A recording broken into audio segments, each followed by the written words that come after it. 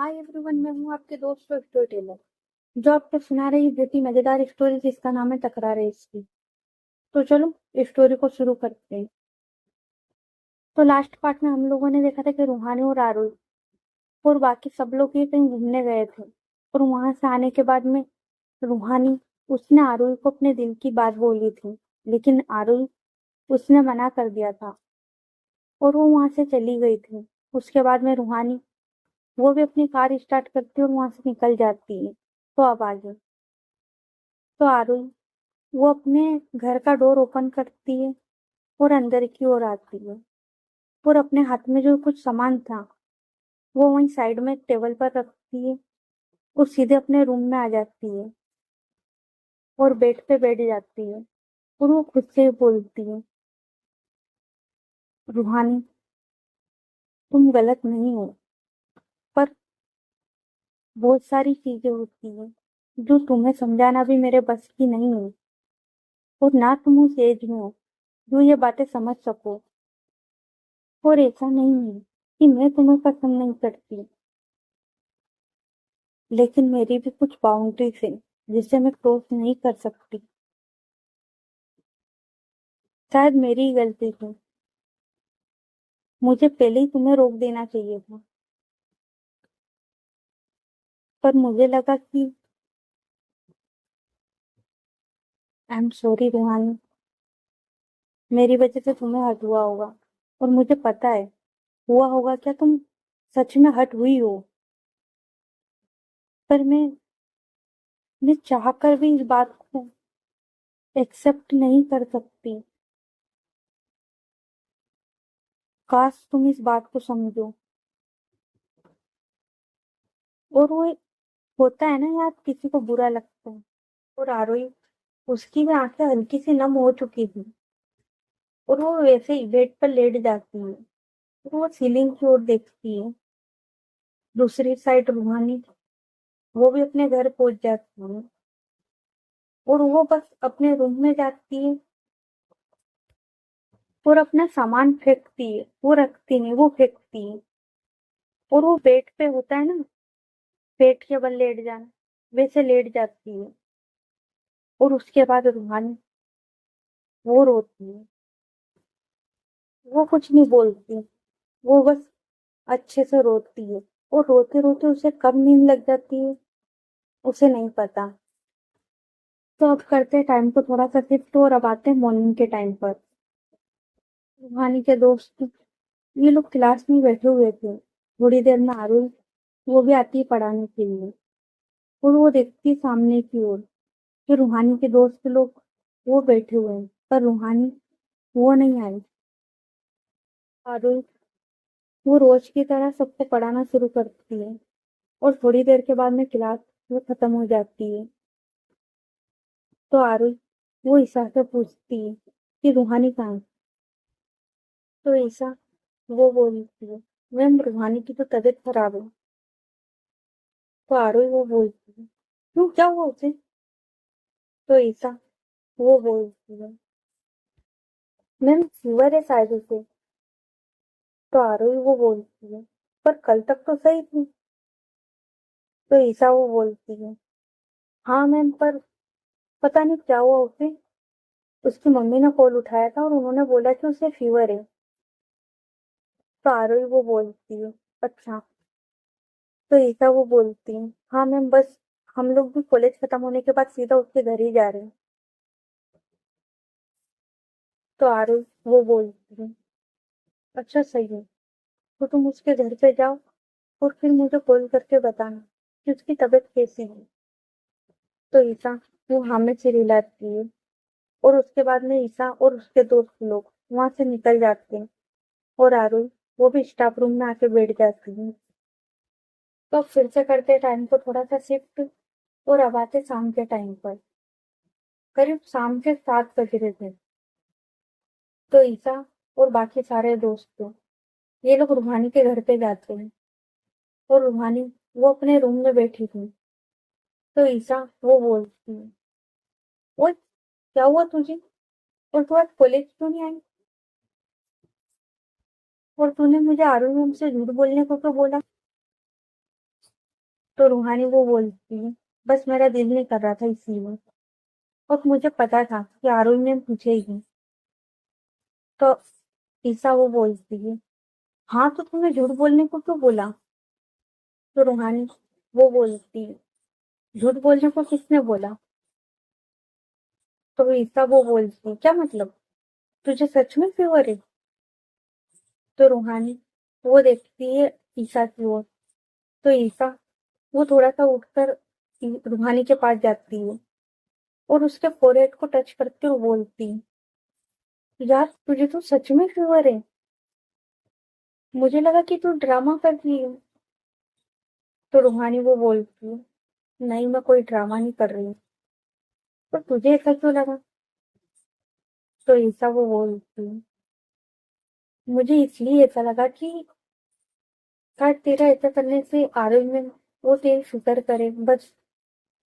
तो रूहानी वो बोलती है, ऐसा कुछ भी नहीं, और मैंने आरोही मैम से बोला था। तो फिर वो बोलती है, क्या बोला था और कब बोला था, कुछ हुआ है क्या? जोया वो बोलती है, बता जल्दी। तो रूहानी वो बोलती है, हाँ वो जब मैंने तुझे और पीयू को ड्रॉप कर दिया था, उसके बाद में मैं आरोही मैम को ड्रॉप करने गई थी, और उसके बाद में मैंने आरोही मैम को बोल दिया कि मैं उन्हें पसंद करती हूँ। तो नंदिनी वो बोलती है, तो उसके बाद क्या हुआ? तो रूहानी वो बोलती है, उसके बाद आरोही मैम ने मुझे ना बोल दिया, और उन्होंने बोला कि मैं उन्हें टाइम पास समझती हूँ। तो ईसा वो बोलती है, क्या? यार उनको देख के कभी ऐसा लगा नहीं कि वो तुझे पसंद नहीं करती, मतलब। तो रूहानी वो बोलती है, तो उन्होंने ऐसा करा भी क्या है जो वो मुझे पसंद करे ऐसा लगे? तो रूहानी वो बोलती है, नहीं यार रूहानी, कोई और बात लगती है, मतलब मुझे नहीं लगता। यार कल वो हमारे साथ गई थी, कितने अच्छे से उन्होंने हमसे बात करी, हमारे साथ रही, और तुमने लेक किनारे कितने अच्छे से बात करी बैठ के। तो रूहानी वो बोलती है, हाँ जब भी तुम मुझे लगा ना कि वो भी मुझे पसंद करती हो, तो मैंने उन्हें बोल दिया, पर उन्होंने तो साफ मना कर दिया, और ऊपर से ये बोला कि वो एक प्रोफेसर है और मैं स्टूडेंट, और उनकी कुछ बाउंड्रीज है जिसे वो क्रॉस नहीं कर सकती। तो ईसा वो बोलती है, तू ये सब बात छोड़, तू टेंशन मत ले, मुझे लगता है कि कोई बात होगी, और अगर वो नहीं करती तो देख यार, सबकी अपनी पसंद है, तेरे दिल में जो था तूने बोल दिया, अब उनके दिल में नहीं है तो यार किसी से जबरदस्ती प्यार तो नहीं करवा सकते ना। तो रूहानी वो ईसा की ओर देखती है। तो ईसा वो बोलती है, सुन, तू परेशान मत हो, तू अच्छे से आराम कर, ठीक है, देखते बाद में क्या होता है। तो रूहानी वो बोलती है, मुझे अब इस बारे में कोई बात नहीं करनी। तो नंदिनी वो बोलती है, इतनी आसानी से तूने हार मान ली? तो रूहानी वो नंदिनी की ओर देखती है और बोलती है, मैंने हार नहीं मानी है, पर अगर सामने वाला ही पसंद भी नहीं करता हो, मतलब यार वो पसंद तो करे, प्यार तो दूर की बात, अगर वो एक बार मेरे को थोड़ा सा पसंद भी कर ले तो मैं अपनी पूरी जान डाल दूंगी, लेकिन अगर वो पसंद ही नहीं करती तो मैं क्या करूँ? तो फिर वो बोलती है, नहीं करती तो करवा देंगी, इसमें कौन सी बड़ी बात है? तो ईसा वो देखती है पीहू की ओर और स्माइल करती है। तो रूहानी वो बोलती है, नहीं यार, कुछ भी मत करो, मुझे ना अभी आराम की जरूरत है, बस तुम लोग जाओ अभी। तो ईसा वो देखती है रूहानी की ओर और बोलती है, सबको, रूहानी सही बोलती है, मुझे लगता है कि अभी हम सबको चलना चाहिए, और इसे आराम की सख्त जरूरत है। और इतना बोल के ईसा वो वहां से चली जाती है। और उसके पीछे उसके सारे दोस्त लोग, वो भी रूहानी। वो फिर से बेड पर लेट जाती है, और यार उसकी आंखों में आंसू थे। क्योंकि देखो यार, सिंपल सी बात है, आप किसी को पसंद करते हो और सामने वाला आपको ना बोल दे, तो यार बुरा तो लगेगा ना। तो रूहानी, उसे भी बुरा लग रहा था। इधर ईसा, वो रूहानी के घर से निकल जाती है, और ये सब लोग अपनी अपनी कार में आए थे। मतलब कि विराज वो बाइक से आया था, और नंदिनी वो जोया और पीहू को लेके गई थी, और ईसा वो अपनी कार से आई थी। तो बाकी सब तो चले जाते हैं। अब ईसा वो अपनी कार घुमाती है, और ईसा उसका घर था अलग डायरेक्शन में, और उसने कार उसके बिल्कुल अपोजिट घुमाई थी। और वो कार घुमाती है और वो पहुंच जाती है आरोही के घर पे, और वो डोरबेल बजाती है। तो आरोही वो बोलती है, वो नहीं आ रही हूँ, 2 मिनट रुको तो सही। क्योंकि ईसा वो लगातार डोरबेल बजा रही थी। तो आरोही वो जाके डोर ओपन करती है, तो वो देखती है सामने की ओर कि सामने ईसा वो खड़ी है। तो आरोही वो बोलती है, तुम तुम यहाँ क्या कर रही हो? तो ईसा वो बोलती है, मैं मुझे आपसे कुछ बात करनी है। तो आरोही वो बोलती है, हाँ तो तुम अंदर ही तो आओ ना, अंदर आओ, बैठो। तो ईसा वो घर के अंदर आती है। तो आरोही वो ईसा की ओर देखती है और बोलती है, तुम बैठो, मैं तुम्हारे लिए कुछ लेकर आती हूँ। तो ईसा वो बोलती है, नहीं मैम, रहने दीजिए आप, मुझे सिर्फ आपसे कुछ बात करनी है। तो आरोही वो बोलती है, हाँ बोलो। और एक सेकेंड, तुम तो रूहानी के घर जाने वाली थी ना? मैंने बोला था कि अगर तुम उसके घर पे जाओ तो तुम उसकी तबीयत के बारे में बताना मुझे। तुम गई कि नहीं गई?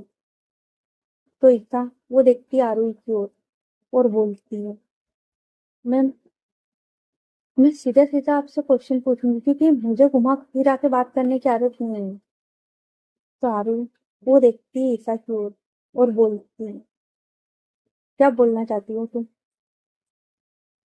तो ईसा वो बोलती है, मैम ये तो आप बताइए ना, ये सब क्या है? तो आरोही वो बोलती है, क्या? तो ईसा वो बोलती है, मैम, जब आप रूहानी को पसंद नहीं करते तो आप उसकी इतनी फिक्र क्यों करते हो? तो ईसा वो शौक हो जाती है। तो आरोही वो बोलती है, क्या मतलब तुम्हारा? तो ईसा वो बोलती है, आप दोनों के बीच में कल क्या बात हुई? रूहानी ने मुझे सब कुछ बता दिया। तो आरोही वो बोलती है, उसका दिमाग खराब हो गया है। तो ईसा वो बोलती है, हाँ मैम, उसका दिमाग खराब हो गया है। और अभी पता है क्या, उसने अपनी तबीयत भी खराब कर रखी है। पता नहीं वो रात भर कितना रोई होगी इस चीज को लेके, उसे कितना हर्ट हुआ होगा। अगर आप उसे पसंद नहीं करते थे तो आप क्लियर कर सकते थे, आपने हिंट दिए थे उसे। तो आरोही वो बोलती है, मैंने उसे कोई हिंट नहीं दिया था, वही मेरी अच्छाई को प्यार समझ बैठी। मतलब मैं कैसे उसे समझाऊं? तो ऐसा वो बोलती है, मैम आप किससे झूठ बोल रहे हो? मुझसे, उससे या उससे? किससे झूठ बोल रहे हो? साफ दिखता है कि आपको रूहानी की कितनी फिक्र है। तो आरोही वो बोलती, हाँ ये मुझे रूहानी की फिक्र, क्योंकि वो मेरी स्टूडेंट है। तो ऐसा वो बोलती है, अच्छा, तो मैं भी तो आपकी स्टूडेंट हूँ, विराज वो भी आपकी स्टूडेंट है, रूहानी क्या वही आपकी स्टूडेंट है? इसके अलावा और कोई स्टूडेंट नहीं है आपका? आपको बस रूहानी की परवाह है, आज तक आपको और किसी स्टूडेंट की परवाह नहीं हुई। जब रूहानी कॉलेज में आई थी तो आपको उसकी फिक्र हुई थी, आज जब वो कॉलेज में आई तो आपको उसकी फिक्र हुई। जब उसे आपने थप्पड़ मारा था उसके बाद भी आपको उसकी फिक्र हुई थी, क्यों? जब आपको उसकी फिक्र ही नहीं थी तो आप ये बताइए मुझे कि जब थप्पड़ मारा था तब आप क्यों आई थी उसे ढूंढने फिर? हाँ, तो आरोही वो बोलती थी, ईसा तुम, यार तुम्हें कैसे समझाऊं मैं, कम से कम तुम तो समझो उस चीज को। तो ईसा वो बोलती है, मैम मैं कुछ नहीं समझ रही, मैं क्या समझूं? आज जब मैंने उस बंदी को जाकर देखा वो बुखार से तड़प रही थी मैम। आपको पता है उसका पूरा बदन गर्म आग हो रखा है, पूरा बदन तप रहा है उसका। कल तक वो बंदी जो खुश थी, रात तक सही थी, आज वो बुखार से तप रही है मैम। क्यों? क्या है आपके पास इसके सवालों का जवाब? नहीं, आपने सीधा उसको ना बोल दिया, बस आपकी ड्यूटी खत्म हो गई। मैम उसको कितना हर्ट हुआ होगा जो आपको, मैम दिल लगा के बैठी थी वो इंसान जिसको आपने कैसे कह दिया तो वो आपको टाइम पास समझती है। मैम उसने कभी अपनी दोस्ती में टाइम पास नहीं समझा, वो आपको रिश्ते में, मैम वो हर किसी की रिस्पेक्ट करती है, आपने उसे टाइम पास बोल दिया। हाँ, और जब आपको उसकी परवाह नहीं थी तो आपने सुबह उसका बारे में मेरे से क्यों पूछा? क्यों बोला कि जब उसके घर जाओ तो मुझे बताना, क्यों? और अभी आई तो आपने उसी के बारे में क्यों पूछा? फीलिंग्स तो आपके दिल में भी है ना, फिर आप झूठ क्यों बोल रहे हो उससे? कम से कम आप कुछ चाहिए क्या मैम? तो आरोही वो अब टूटती है, अब वो टूटने लगती है। जब ईसा उससे ये सवाल पूछने लगती है, जब वो टूटती है। रूहानी ने उससे इतने सवाल नहीं पूछे थे जितने कि ईसा ने पूछे थे। क्यों? क्योंकि उसे तकलीफ हुई थी जब उसकी दोस्त को तकलीफ हुई, क्योंकि उसे पता था। क्योंकि जब आप किसी इंसान को जानते हो ना तो आपको पता होता है कि वो इंसान कैसा है। तो ईसा को ये बात का एहसास हो चुका था कि ये बंदी रात भर रोई है और ये उसी तकलीफ में है, जिस वजह से वो बुखार से तड़प रही है। तो उसका माथा खराब होता है, उसे तकलीफ होती है, उसको आता है गुस्सा, तो वो जाती है आरोही से पूछने। और ईसा ही क्या, अगर कोई भी दोस्त होगा ना सच्चा, और अगर उसे अपने दोस्त की तकलीफ दिखेगी तो वो जाएगा पूछने।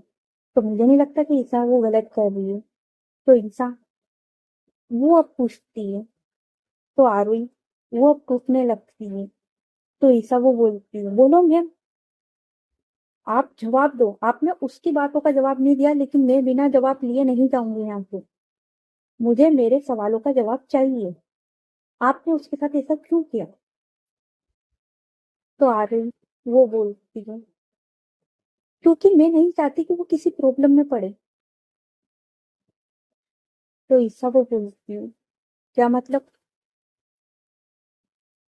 तो आरोही वो बोलती है, मतलब ये कि तुम्हें ही पता है, अभी कुछ ना होने के बाद भी दिलीप सर और मेरी पूरे कॉलेज में बात फैल गई थी, जबकि हमारे बीच कभी कुछ था ही नहीं। तो ईसा वो बोलती है, हाँ मैम, तो उसका तो हम पता लगा लेंगे ना कि वो हरकत किसने की थी। तो आरोही वो बोलती है, हाँ मुझे पता है कि तुम उसका पता लगा लोगी, लेकिन प्रॉब्लम ये है कि कैसे समझाऊं तुम्हें? तो ईसा वो बोलती है, क्या मैम, क्या प्रॉब्लम है बताओ? कैसे समझाऊं मैं तुम लोगों को? और सबसे बड़ी बात कि वो मेरी स्टूडेंट है और मैं प्रोफेसर, सब सब गलत समझ जाएंगे उस चीज को। तो ईसा वो बोलती है, मैं, कोई कुछ नहीं समझेगा, और इतना भी एज गैप नहीं है आप दोनों के बीच में, तो कोई फर्क नहीं पड़ेगा मैम। और रही बात रूहानी की, मैम उसका 1 साल बचा है कॉलेज का, जैसे ही वो इस कॉलेज से पास आउट होगी आप लोग आराम से अपनी लाइफ जी सकते हो, कोई प्रॉब्लम नहीं होने वाली है। और फिर मैंने देखा है आपकी आंखों में, उसके लिए वो केयर, वो फिक्र, वो प्यार, और उसकी आंखों में भी। तो मैम क्या प्रॉब्लम है फिर? बस यही ना, वो आपकी स्टूडेंट है, या फिर ये कि वो गर्ल है। तो आरोही वो बोलती है, मुझे कोई फर्क नहीं पड़ता इस बात से कि वो एक लड़की है या लड़का, मुझे इस बात से कोई फर्क नहीं पड़ता, लेकिन। तो ऐसा वो बोलती है, लेकिन क्या मैम? जब आपको इस बात से कोई फर्क नहीं पड़ता है, तो फिर मैम मुझे लगता है कि आपको किसी बात से फर्क नहीं पड़ना चाहिए। अब आप मुझे क्लियर बोलो, क्या आप रूहानी को पसंद करते हो या नहीं? तो आरुई वो देखती है ईसा की ओर, और ईसा का तो ऐसा लग रहा था ना कि भाई, आज तो तुम्हारा भाई लेके ही जाएगा जवाब अपने दोस्त के लिए। उसका वो था कि आज अपनी भाभी को पटाएगा ही पटाएगा। तो आरुई वो बोलती है, मुझे कुछ नहीं पता। तो ईसा वो बोलती है, क्यों मैम? इतना कुछ बताया, इतना कुछ समझाया आपको, उसके बाद भी समझ में नहीं आ रहा? तो आरुई वो बोलती है, ईसा, मुझे लगता है कि अभी तुम्हें अपने घर जाना चाहिए। मुझे नहीं आ रहा है समझ में कुछ भी। तो ईसा वो बोलती है, नहीं मैम, आज मैं अपने सवालों का जवाब लिए बिना नहीं जाऊंगी। आज मेरी दोस्त तकलीफ में है। वो बुखार से तप रही है मैम। तो मैं तो अपने सवालों का जवाब लिए बगैर नहीं जाऊंगी। तो आरू वो बोलती है, ईसा प्लीज तुम अभी घर जाओ। तो आरू वो बोलती है, ईसा प्लीज तुम अभी घर जाओ। तो ईसा वो बोलती है, नहीं मैम, मैं घर नहीं जाने वाली। तो आरू वो बोलती है, प्लीज ईसा तुम अभी घर जाओ। क्योंकि यार मैं तुम्हें कैसे समझाऊं, क्योंकि जो चीज मैं नहीं समझ पा रही हूँ वो तुम्हें कैसे समझाऊं? मुझे भी खुद समझ में नहीं आ रहा है, मुझे मेरे सवालों के जवाब नहीं मिल रहे हैं। रात से जब रूहानी ने ये सब बोला है, मुझे भी पता है कि मुझे रात भर नींद नहीं आई है। मुझे भी पता है कि वो बंदी हट हुई है। मुझे लगा था कि मैं उसको कॉलेज में देखूंगी, लेकिन वो आज कॉलेज भी नहीं आई है। और अभी तुम बता रहे हो कि उसकी तबीयत खराब है। मेरा ऐसे ही दिमाग खराब है, मुझे अपने सवालों के जवाब खुद नहीं मिल पा रहे, तो मैं तुम्हें क्या जवाब दूं? नहीं समझ में आ रहा है मुझे कुछ। इसलिए कह रही हूँ कि मैं तुम्हारे हाथ जोड़ती हूँ, तुम अभी अपने घर जाओ। मुझे मेरे सवालों के जवाब ढूंढने दो प्लीज। मुझे भी नहीं समझ में आता है कि मुझे रूहानी की इतनी फिक्र क्यों होती है। और अगर अभी तुम जाओ, मुझे लगता है कि हम इस बारे में बाद में बात करेंगे। और जब ईसा वो देखती है आरोही के फेस की ओर, तो यकीन है आरोही की आंखों में आंसू थे। और वो होता है ना यार, हद से ज्यादा परेशान हो जाना, क्योंकि आपको अपने सवालों के जवाब नहीं मिले और सामने से कोई और आता है और पूछता है कि मेरे सवालों के जवाब दो, तो नहीं मिलता। तो ईसा फिर उसे लगता है कि उसे जाना चाहिए। तो ईसा वो वहां से जाने लगती है। तो ईसा वो बोलती है जाते जाते, मैम, अगर आपके दिल में कुछ है तो आप बेफिक्र बोल दो, और आप किसी की भी फिक्र मत करो। आप आप नीडर होकर बस अपने दिल की सुनो, बाकियों का नहीं पता। पर मैं आपके और रूहानी के साथ हूँ। और वो इतना बोल के वहां से चली जाती है। इधर रूहानी वो बेड पर लेटे लेटे बस सीलिंग की ओर देख रही थी। और आरुल वो भी अब रो रही थी। और ईसा वो कार ड्राइव कर रही थी। और ये दिन इन लोगों का ऐसे ही निकल जाता है। तो ओके गाइस, बाकी की स्टोरी नेक्स्ट पार्ट में। ये पार्ट कैसा लगा कमेंट करके बताना, और स्टोरी अच्छी लग रही है तो स्टोरी को लाइक करें, चैनल को सब्सक्राइब करो, ज्यादा से ज्यादा अपने दोस्तों के साथ शेयर करें। तो चलो मिलते हैं फिर नेक्स्ट पार्ट में, तब तक के लिए अपना ख्याल रखें। Good night everyone, bye.